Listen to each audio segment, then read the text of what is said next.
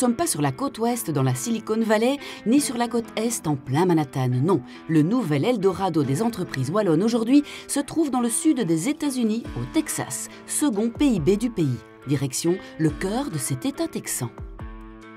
Le centre du Texas, c'est ici. C'est une ville, une communauté qu'on appelle Bryan College Station qui s'est construite autour de l'université de Texas A&M, un peu comme aujourd'hui en Belgique, on a Louvain-la-Neuve et Mont-Saint-Guibert autour de l'UCL. Cette région est située au centre d'un triangle composé de très grandes villes que sont Houston, Dallas et Austin. Entre Houston et Austin, Texas A&M, un des plus grands campus des États-Unis en superficie, 70 000 étudiants et plus d'1 million de dollars dévolus à la recherche. C'est une université qui s'est bâtie en fait sur une école militaire. Et durant la Deuxième Guerre mondiale, beaucoup de ces hommes et officiers se sont retrouvés en fait dans la progression des armées américaines et certains d'entre eux durant la bataille des Ardennes à Bastogne. D'où la raison pour laquelle Bryan et College Station ont institué un jumelage avec la ville de Bastogne. Un jumelage précurseur d'échanges fructueux pour nombre d'entreprises wallonnes dont le rêve américain commença ici. Ici, on a vraiment un lien humain qui s'est bâti sur de nombreuses années et qui a été maintenu au travers du souvenir de ces soldats et qui un jour a débouché sur des liens économiques plus profonds.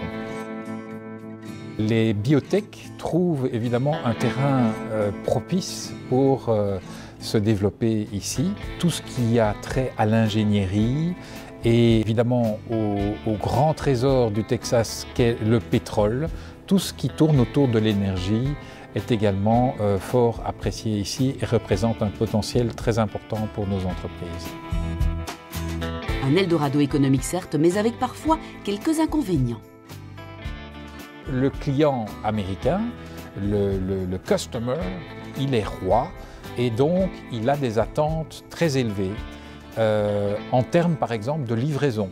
Le client américain déteste attendre, donc il faut avoir des moyens de livrer très rapidement. Il faut également être très conscient du cadre légal dans lequel on peut se retrouver, parce que l'Américain est assez prône à lancer des actions en justice et il faut donc bien étudier le cadre légal dans lequel on va se lancer.